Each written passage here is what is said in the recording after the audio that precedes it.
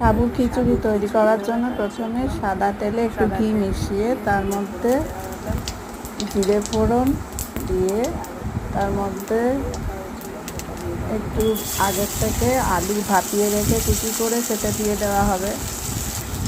তারপরে ওর মধ্যে একটু আদা কুচি ফোড়নো যাবে আর একটু কারি গাজর কুচি, টমেটো, ক্যাপসিকাম আন্দাজ মতো নুন দিতে হবে।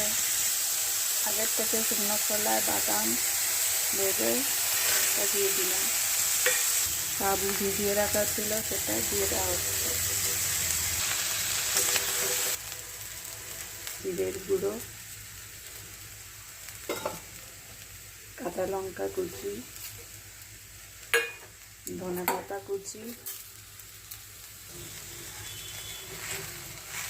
হয়ে গেছে সাবুর খিচুড়ি।